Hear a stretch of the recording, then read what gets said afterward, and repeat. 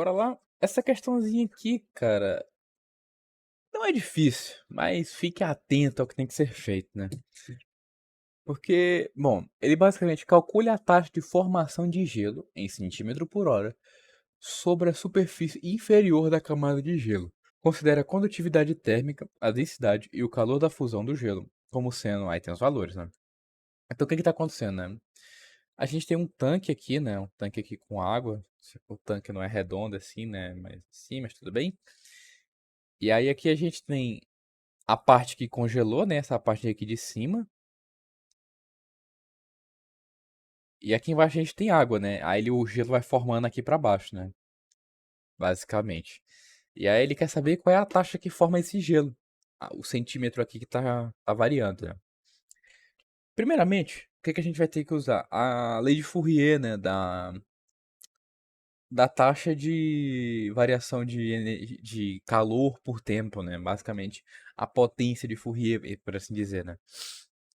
Que é a condutividade térmica vezes a área vezes a variação de temperatura dividido pela distância entre uma ponta a outra, né? Que a gente quer saber, né? Que é basicamente a grossura da coluna, né? Ou o tamanho da barra, o que for, né? Basicamente é isso, tá?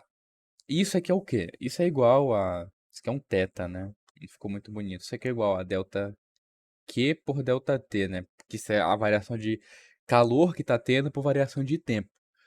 E não estar muito longe do que a gente quer.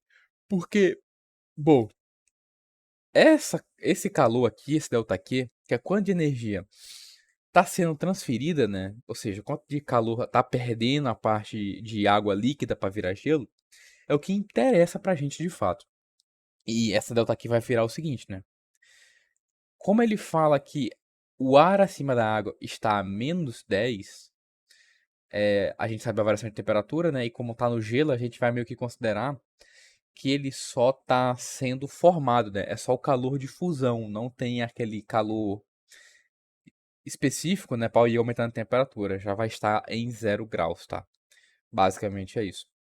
Então, o que a gente pode escrever com esse delta aqui é o seguinte. Esse delta aqui, que é quanto de energia a água líquida está perdendo, vai ficar o seguinte. Vai ter uma certa massa que está sendo produzida de gelo, uma certa massa, tá certo? Vezes um calor de fusão, né? Vou chamar aqui só de F, que é o que ele dá ali, mas é um certo calor de fusão, tá certo? Basicamente é isso. Então, o que a gente quer, no fim das contas, é o seguinte: substituindo ali, a gente vai ter que Ka delta θ por L vai ficar sendo essa MF por delta T. E aí que entra a beleza da coisa, né? Porque que acontece? A gente não tem A, por exemplo, que área é essa? A gente não tem. E outra, ele quer só o tamanho da coluna, ele não quer o tamanho, o volume ou a massa, ele quer o tamanho da coluna. Então o que é que a gente vai fazer? Se formar uma certa massa M de gelo, em questões de densidade, ela vai ser o seguinte, né? É a densidade do gelo vezes o volume dele. E o volume dele é o quê? É a área vezes a altura da coluna. Aí a gente pode cancelar o A e basicamente é isso, né? O que a gente quer de fato é esse H por delta T, né? Que é o tamanho da coluna que está sendo formada com o tempo. Então, o nosso H por delta T vai ficar K delta θ por L co F. Essa é a nossa taxa de formação da coluna de gelo, tá? Se tu analisar bem as unidades, aqui a gente está tendo centímetro por segundo. Perceba muito bem isso. Porque as unidades das coisas estão tudo em grau Celsius com grau Celsius, ali vai cancelar. Centímetro, grama, caloria, grama também. Ou seja, tem grama, grama, caloria, centímetro, segundo, né? Se tu for analisar dimensionalmente, tu vai enxergar que isso aqui tá sendo em centímetro por segundo. Então, o que que a gente vai ter que fazer para transformar isso aqui para hora, que é o que a gente quer? Vamos multiplicar 3.600 em cima e embaixo. Ou seja, 3.600 segundos é 1 hora. Então, 3.600 centímetros por hora. Em outras palavras, na equação vai ficar o seguinte, né? Basicamente vai ficar esse 3.600 multiplicando tudo que a gente já tem. Por quê? Né? Por causa de... Por causa que agora está em centímetro por hora, né? A gente mudou a unidade.